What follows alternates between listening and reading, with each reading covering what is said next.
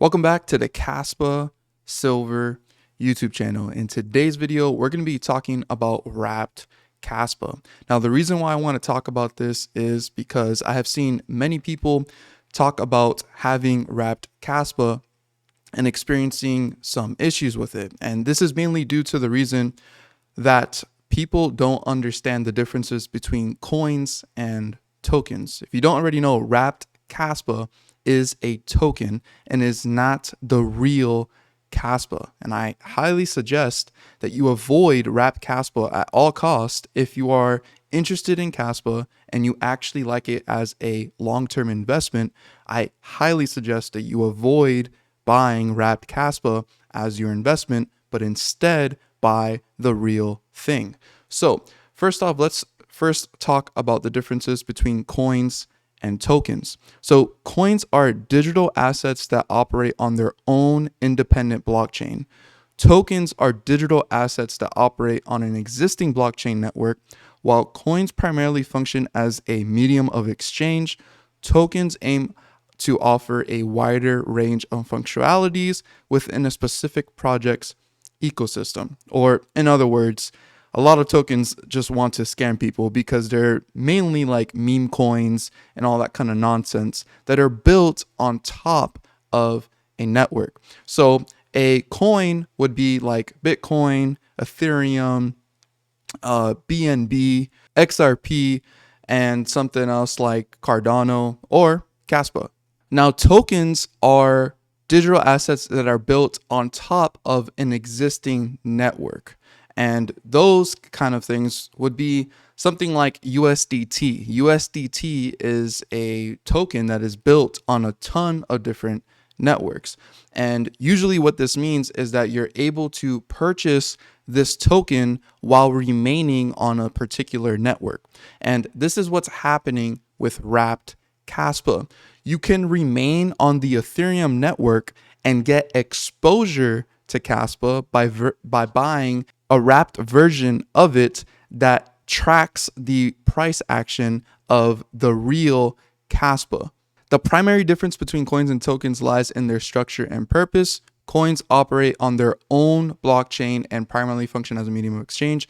They're akin to digital forms of value exchange and are often used to pay for transactions within their respective blockchain network. Tokens, however, operate on existing blockchain networks and aim to offer a wider range of functionalities. They are often associated with a specific project or protocol within the blockchain ecosystem and are used to access certain features of that project. In terms of creation, tokens are easier to create than coins. Creating a coin requires building a new blockchain, which requires time and expertise. Tokens, however, can be created on an existing blockchain, making the process simpler and more accessible. So if I'm looking at wrapped Kaspa here, there's going to be something that is called a contract address. These contract addresses mean that you are basically just buying a token because they are associated to a specific network. If I click here, you could see that there's a contract address for Polygon and there's a contract address for BNB. So that means wrapped Kaspa can be purchased on any of these networks and you don't have to actually like sell Polygon to buy this wrapped Kaspa. You instead just swap the Polygon that you already have directly into wrapped Kaspa, and you could do this within like a decentralized exchange, usually connecting your wallet or something like that.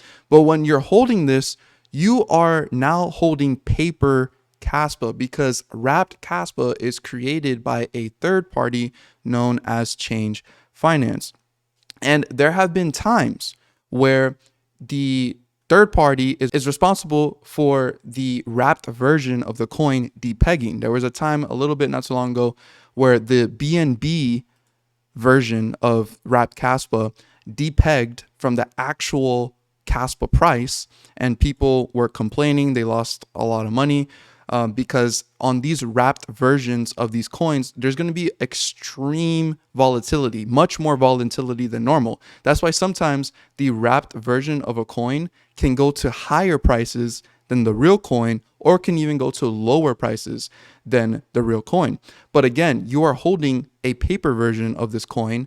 A third party is actually in control of this asset, and you are basically not practicing good crypto ethics, which is the point that you are supposed to be in charge of your own funds and not rely on a third party. Here's a screenshot of an example of someone on X that called out some code that Change Finance created that allow them to do things that they were not able to before. So this user over here says, "Hi, finance change. It seems insufficient input validation leads to fund being transferred without authorization." And Change Finance actually came out and said, "We appreciate your concern. As announced, we're undergoing a migration to a new cross-chain smart contract-based system. And yes, funds are being transferred as part of the upgrade."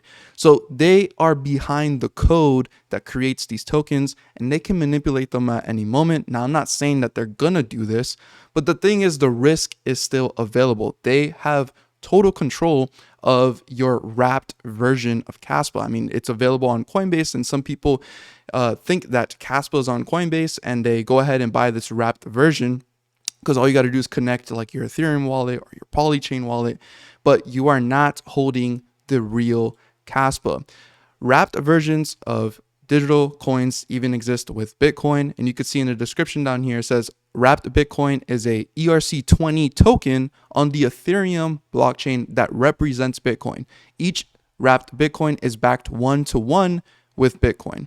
So you are allowed to get exposure to Bitcoin while remaining on the Ethereum network, but a third party is in charge of making sure that this is fully backed 1-to-1. You're reliant on a third party to secure your funds, and that is not the best thing to be doing, especially in crypto, because the whole point is self-sovereignty. If you know about USDT, USDT is a token that offers stable coins, offerings for tons of different networks, and it's pegged to the dollar, and Tether is in charge of making sure that it is backed 1-to-1 to the US dollar by holding other assets like treasuries or Bitcoin.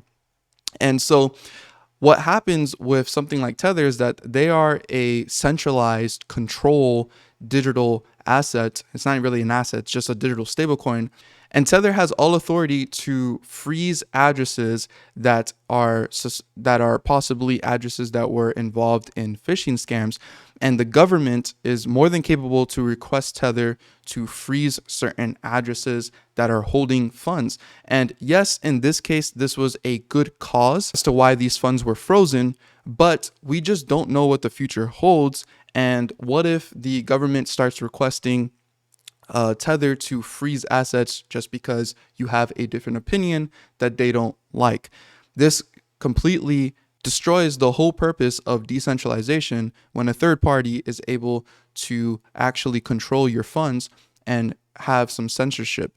And that is why Kaspa, buying the real Kaspa, will prevent you from experiencing this. If you don't remember something like Terra Luna Classic, which completely went to zero because it lost its depegging to other stablecoins, this is exactly something that can happen in the case that, let's say, Change Finance as a company goes bankrupt, they're no longer able to operate, and now the wrapped version of Kaspa no longer has the person behind it that is able to keep it operational, functioning, and because of this, it could affect your funds. So please make sure you buy the real Kaspa. I have tons of videos explaining wallets and how to buy Kaspa.